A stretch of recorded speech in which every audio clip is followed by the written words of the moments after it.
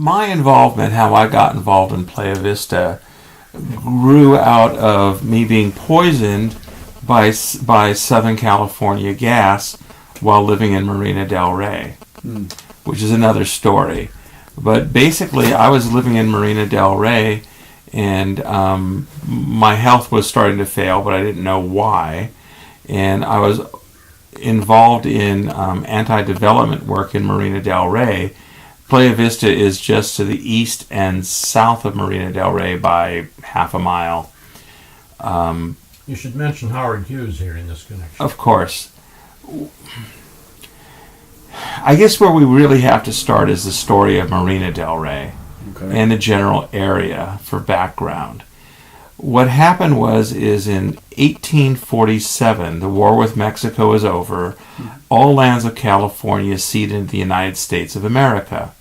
In 1850, we become a state, and they recognize the Treaty of Guadalupe Hidalgo that recognizes all the old Spanish land grants.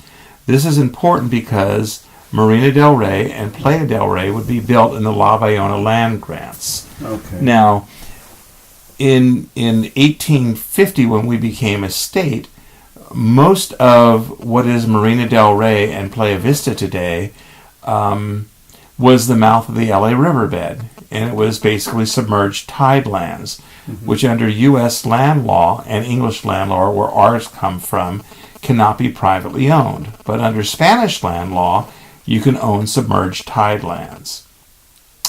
So what happened with Marina del Rey was in about 1870, the Los Angeles riverbed jumped its banks and it went south to LA Harbor, leaving behind basically Mud Lake or Lake Washington, where Marina del Rey would be built, otherwise known as the Playa del Rey Inlet in Venice, California.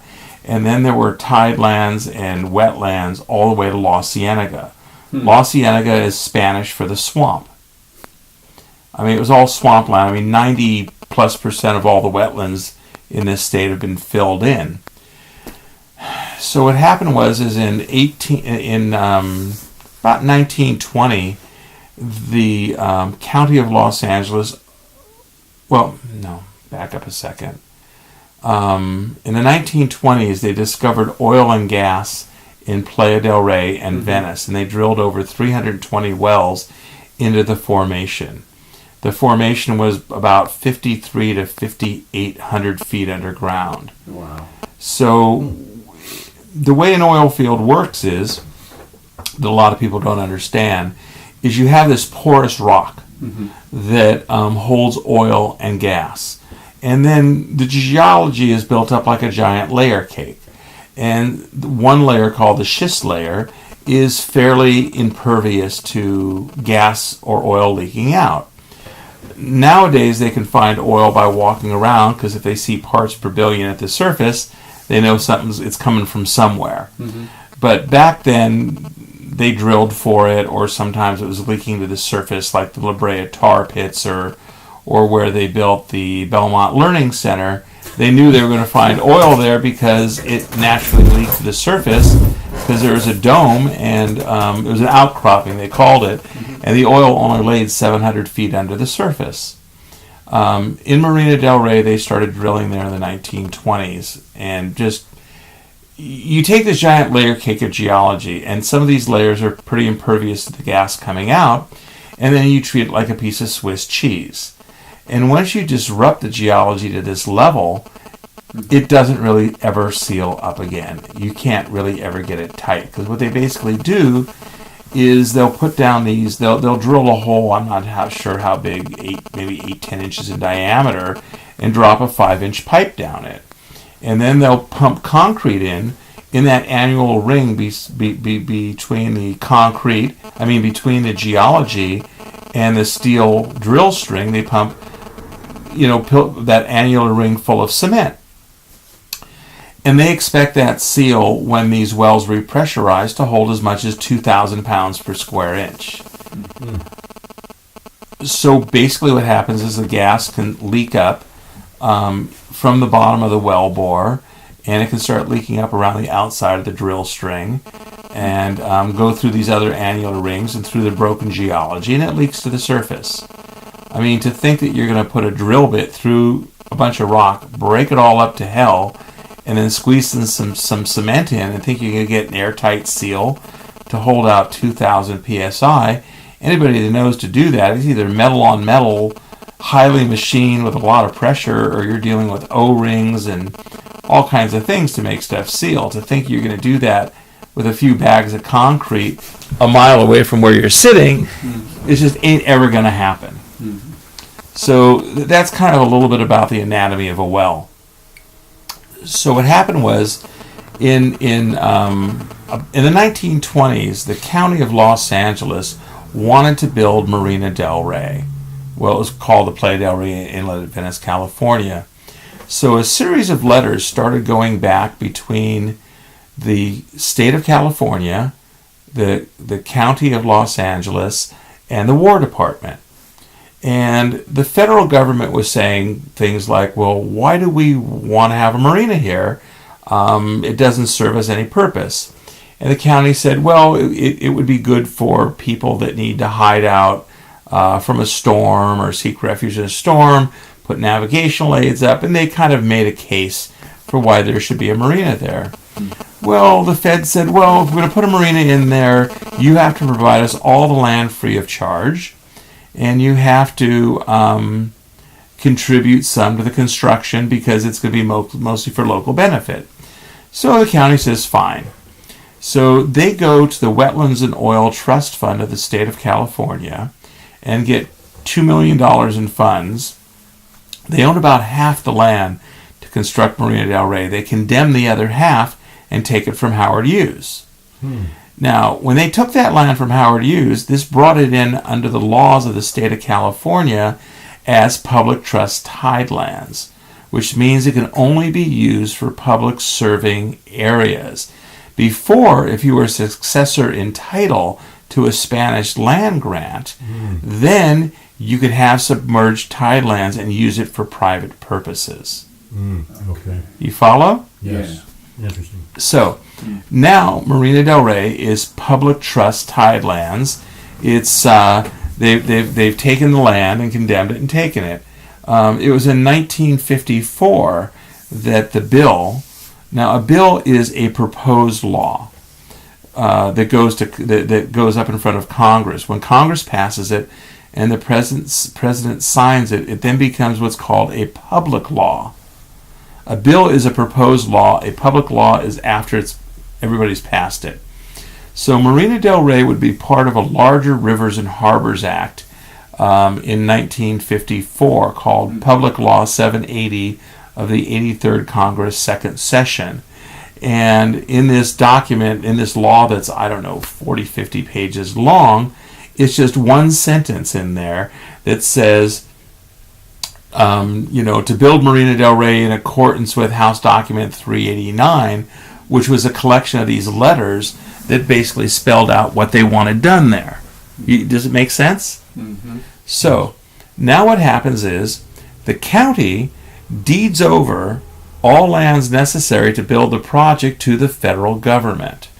But when they do the deed, they say in the verbiage of the thing that it's to give them all lands necessary for the project. But the meets and bounds, do you understand meets and bounds? No. Meets and bounds are basically, in the old days and still today when they describe property, a boundary would be a boundary line. You start at this point, you go that direction. Mm-hmm. When you get to that direction, that's a boundary line.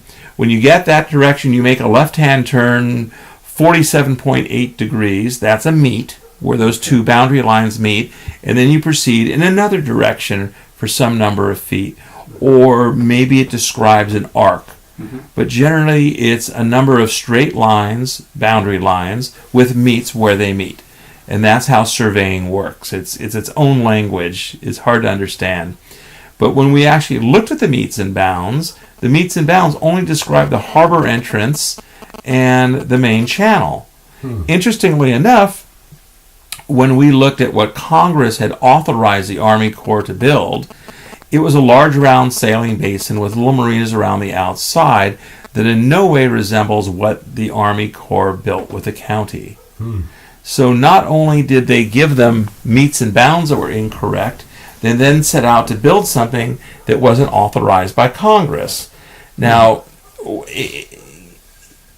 the authorizing law that covered this was the Rivers and Harbors Act of 1945, which basically said that if you change the project more than 20% in character or 20% in cost, you need to go back to Congress for reauthorization. Well, they didn't do that. Now, what we recently learned is when Marina del Rey, when they got this deed, where they signed it over to the federal government, the Army Corps of Engineers got a hold of that deed. What they were supposed to do was transmit it to the Bureau of Land Management, who then manages all these properties for the federal government. They never did that. Now, it did go to the what do they call it? General Services Administration, the GSA, the General Services Administration, who recorded that the United States owns this property. And the Army Corps knew they owned it, but it never got transmitted to the agency that officially is supposed to accept the land for the United States. So it's there in the recorder's office in Norwalk. The GSA knows, the Army Corps knows, but nobody ever told the Bureau of Land Management that we own it, and they never formally accepted it for the federal government, although the federal government continues to spend money every few years to dredge it. And the federal government's got a lot of authority there, but they kind of just side-slipped this little step because basically the Army Corps of Destruction was in cahoots with the County of Los Angeles. And what the county wanted to do was reduce the water area in the marina and increase these mole roads so that they could do other land development schemes around this water feature. So in 1958, with a deed in hand, Congress releases the money, and the federal government releases about $8 million. And what the Army Corps did was they come in and do the dredge and the fill. They build the channels, the low ground that's water, and the high ground. And they do the jetties and the navigational aids. The county floated a bond issue back in the late 50s for about $10-11 million, and they were charged in these documents with building the infrastructure, the roads, the slips, all that stuff, and they were to run the project for the benefit. It's owned by the federal government, so the county was put in place to run it on behalf of the federal government, with all money made in the project to stay in the project for the running of the project. Well, in about 1961, the marina officially opened for business, and the way they did it was they got all the dignitaries at one end of the marina, and then the Army Corps took the earthen dam that was blocking the entrance to keep the water out. Oh, I forgot one. This is hilarious. One of the original graders that came in there, they get on their big dozers and they're doing they're cutting the channels and they're excavating the dirt and they're piling it up and they're building the seawalls you see in the marina so that we can have slips and mole roads and things. They kept running into these 16-inch steel pipes and 5-inch steel pipes. And what they were running over as they dug the channel down 15 or 20 feet was old oil wells. Now, these old oil wells have to be abandoned to some regulation at the time through DOGGR, Division of Oil and Gas and Geothermal Resources, which is part of the State Department of Conservation. So these were oil wells from the 1920s? Yes. And they were just running over these old oil wells because what had happened was when they were previously abandoned to, say, maybe in the 40s when the wells started playing themselves out, they started abandoning them. Well, the 1940s abandonment standards were slack. Sometimes they'd kick a few bags of concrete into it or throw an old wooden telephone pole into it, weld a plate over the top, and call it a day. So the wells needed to be, because we're going to build a marina there, the wells should have been abandoned to at least the 1960s standard, but in many cases they just ran right over them. They'd cut the pipes off, weld another plate on the top, and call it a day. So Dogger never came in to exercise regulatory control to properly abandon the wells that Marina del Rey sits on now, and they are leaking. This is underwater today? Yes, these wells are underwater, and they're also underneath buildings. Oh. There's a law, an ordinance that says that you cannot put a building within 50 feet of a former oil field casing. That's because if the well leaks, you need to put a drill rig over the top, re-enter it, drill it out, and reseal it. But as we look today, there are hundreds of wells in the Marina del Rey, Playa del Rey area with all sorts of structures on top of them, as well as all over the county of Los Angeles, including things like Cedars-Sinai sitting on top of 2 old wells, a big hospital. There are many public and private buildings sitting on top of old oil wells, and they're leaking. Now, what's happened is you don't mind if I digress in a few places? No, no.